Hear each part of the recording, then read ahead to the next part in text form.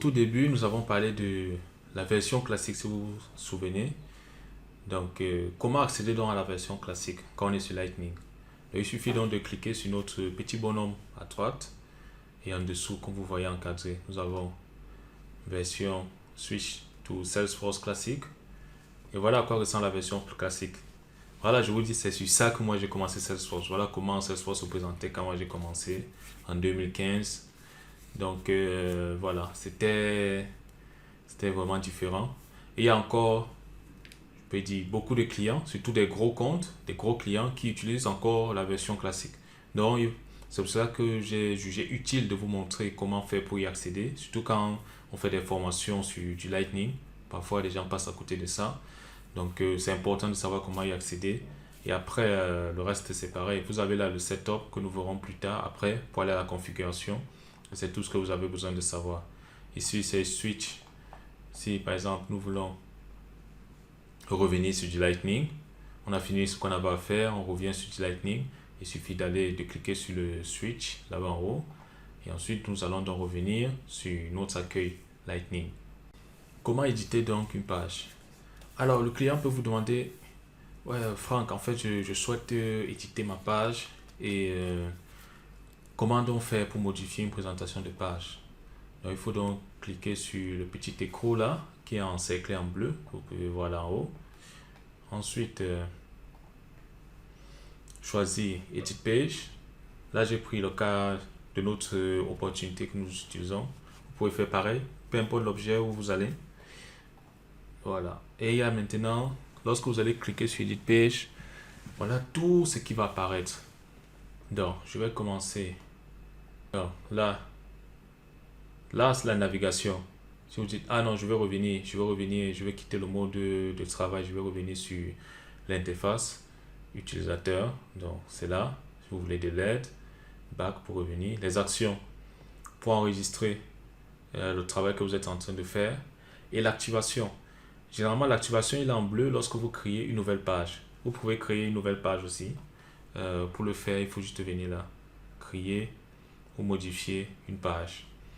Quand vous créez une nouvelle page, donc, là, il se met en bleu parce qu'il faudrait que vous activez la page pour la rendre accessible au profil. Donc, une page, en fait, vous devez la rendre accessible. Vous pouvez la rendre accessible à un certain groupe d'utilisateurs, à un profil particulier, ainsi de suite. Nous verrons par la suite donc lorsque nous ferons notre application. Et aussi là, nous avons le type de média. Là, c'est desktop. Vous pouvez choisir mobile, tablette pour voir comment vos composants, je vous avais parlé des composants, comment vos composants vont se positionner. Ça, c'est pour rafraîchir. Parce que parfois, lorsque vous faites des modifications et que vous enregistrez, vous rafraîchissez pour recharger les données. Parce que là, par exemple, vous avez un dashboard. Un dashboard, c'est comme un tableau de bord d'information.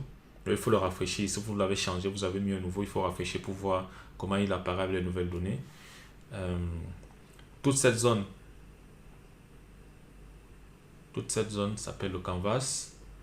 Là, nous avons la palette des composants, pardon, à notre gauche. Donc, la palette des composants, en fait, c'est les composants standards que Salesforce nous donne. Par la suite, les développeurs pourront créer des composants customisés à eux pour, voilà, c'est pas par exemple pour avoir euh, une map ou l'horaire de l'heure, bien voilà, pour un besoin spécifique, vous pouvez créer des composants. Mais là, par défaut, Salesforce vous donne une palette de composants avec déjà des composants standards préinstallés, prêts à utilisation, que vous pouvez juste, c'est un drop and drag que vous pouvez glisser dans le canvas et le positionner où vous voulez. Donc le canvas on a vu avec les composants. Et là c'est le paramétrage des composants. Donc lorsque vous êtes sur un composant que vous cliquez, vous avez donc la configuration que vous pouvez faire. Par exemple définir quel est le type d'enregistrement qui a accès à ce composant. Nous verrons par la suite les types d'enregistrement. Ne vous en faites pas. Voilà, je pense que c'est tout pour cette partie. Enfin, nous allons passer à la configuration. Donc, où est-ce qu'on fait les modifications? Donc, où est-ce que l'administrateur travaille pour faire des modifications sur les objets, tout ce qui apparaît sur l'écran, voilà, c'est dans la configuration. Et la configuration. Donc, pour y accéder à partir de l'écran d'accueil, il faut passer par en cliquant sur ce petit boulon que vous voyez là. Ensuite, choisir Setup. C'est le Setup. Généralement, c'est ce que vous allez entendre les équipes dire. Ouais, il faut aller dans le Setup. Et là, nous avons deux parties. Nous avons donc le volet de gauche qui est sous le Home. Donc ça, c'est un autre Home. Ça, c'est un autre accueil. À ne pas confondre avec l'accueil de la version Lightning ou bien de l'interface utilisateur Lightning. Ça, c'est l'accueil de l'environnement de configuration. Et là, on a donc la palette des différentes fonctionnalités qui existent. Vous pouvez voir. Et ensuite, on a donc le deuxième onglet qui est lui spécifique aux objets. Donc c'est là où vous pourrez créer les objets. C'est là où on crée les objets d'ailleurs. Ensuite, alors, il y a un concept très très important qu'il faut aussi maîtriser, qui est la différence entre le label et le API name ou le nom technique. Donc sur tous vos projets, demandez toujours à avoir les deux.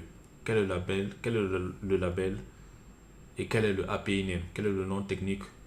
Car le label, en fait, c'est ce que vous voyez sur l'interface utilisateur Lightning ou classique. Donc les informations que vous voyez là, ce sont les labels. Le nom API maintenant, c'est celui qui est stocké en base de données. C'est le nom technique. C'est le nom technique en fait. Et c'est ce nom en fait qui stocke généralement les données. Lorsque vous voudriez faire des requêtes, ça veut le nom API. Lorsque vous voudriez envoyer des informations, par exemple, à un autre membre de un autre collègue qui travaille sur un autre projet qui a besoin d'accéder à Salesforce, c'est toujours avec le nom API. Donc le nom API, c'est une notion que vous devez intégrer dès maintenant, car on va l'utiliser tout au long de cette formation. Donc, c'est quoi les objets?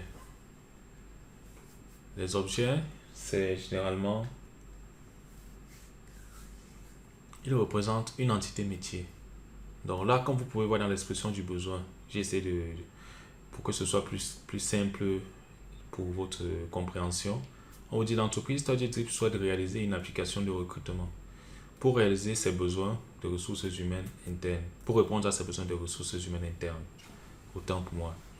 Dans la solution, donc, nous aurons besoin de stocker les informations sur les candidats, par exemple, et aussi sur les offres, les annonces. Il y a bien d'autres choses, mais le recruteur.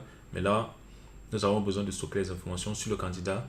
Donc, on va donc créer dans Salesforce un objet customisé ou un objet candidat. Donc, c'est cet objet-là où on va se référer. Quand vous avez vu les opportunités, les leads, les accounts.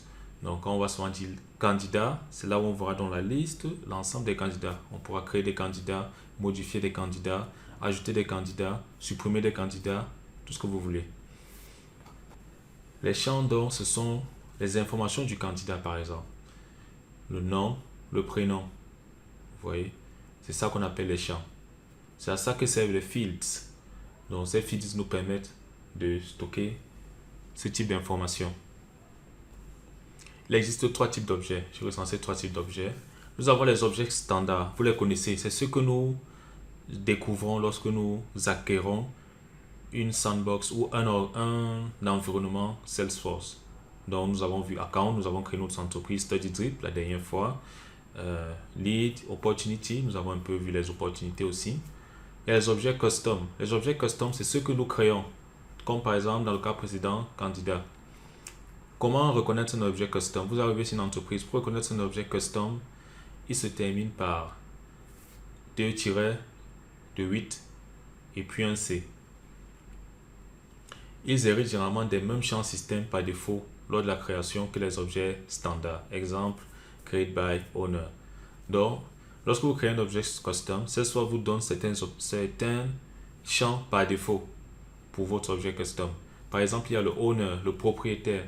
Qui est le propriétaire de cet objet? Lorsque vous créez un objet, il y a toujours un owner. Qui est la personne qui a créé? Par exemple, ici, je viens. Là, vous voyez l'opportunité. Nous venons sur l'opportunité. Et lorsque nous allons dans le détail, ici, nous avons created by Frank Lumi. Let's modify by. Ça, ce sont des champs par défaut qui apparaissent sur tous les objets. Si je vais maintenant dans la configuration et que je veux créer un nouvel objet, ou bien je peux regarder l'objet standard account par exemple. Allons voir. Donc, on a dit on vient sur Object Manager. Si je prends account, vous voyez, ça c'est le compte, les champs, fields, relationship. Voilà tous les champs qui existent sur l'objet account. Vous voyez, par exemple, tous les champs, voici un objet customisé, Customer Priority. Vous voyez, par exemple, active, ça c'est un objet customisé. Le name, c'est un objet standard, un champ standard, autant pour moi. Ce sont des champs standards. Donc vous voyez là, nous avons les champs, les différents champs que nous retrouvons donc. On a dit pour revenir à l'accueil, il suffit donc de venir juste là. Je peux taper ici. Sales. Hop. Et ça me ramène directement sur mon interface. Ou bien je peux revenir sur mon ancien onglet. Je voulais vous montrer cette tout ça. Donc je disais, lorsqu'on vient sur le compte par exemple, et que prenons ce compte.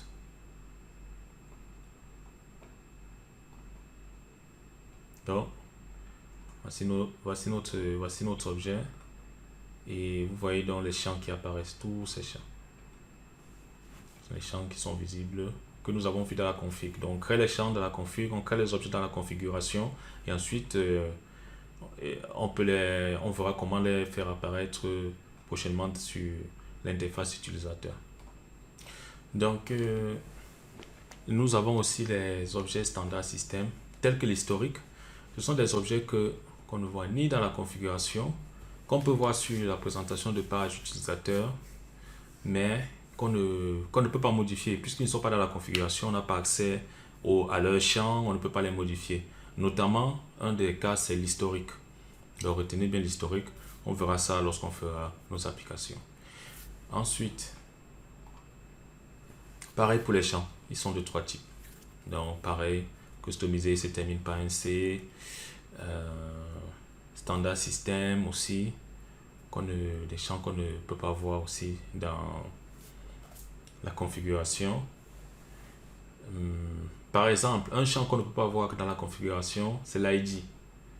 L'ID, c'est un champ qu'on utilise toujours pour faire les traitements de données. Par exemple, si on dit, je veux faire une requête, je veux récupérer en base de données une opportunité à partir de son identifiant ou l'ID. Cette information ne se trouve pas dans la config. Donc, vous ne trouverez jamais un endroit où on met l'ID. Par contre, l'ID se trouve... L'ID, vous pouvez le voir directement là. Là, nous sommes sur le compte. Voici son identifiant. Il est de 18 caractères. Il peut être de 18 ou de 15 caractères. Donc, l'ID, c'est par exemple un objet standard système qu'on ne retrouve pas dans la configuration. Donc, voilà par exemple sa valeur là. Donc, si vous faites... venez sur l'opportunité. Là, vous cliquez dessus. Cette opportunité, en base de données, peu importe où je vais, en base de données, elle est identifiée par cette chaîne de caractères, par ce numéro. C'est ça qui identifie notre opportunité chez Salesforce.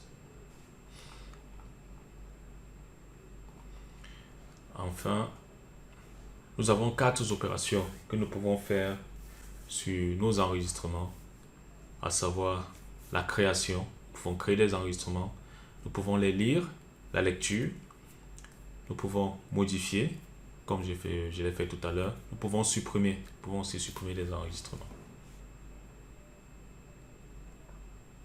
Et ça, vous pouvez le voir ici. Voilà, toutes les opérations, elles sont là. Nous pouvons supprimer, modifier, si je clique Edit, vous voyez, là je peux modifier, je peux mettre tout ce que je veux. Enregistre.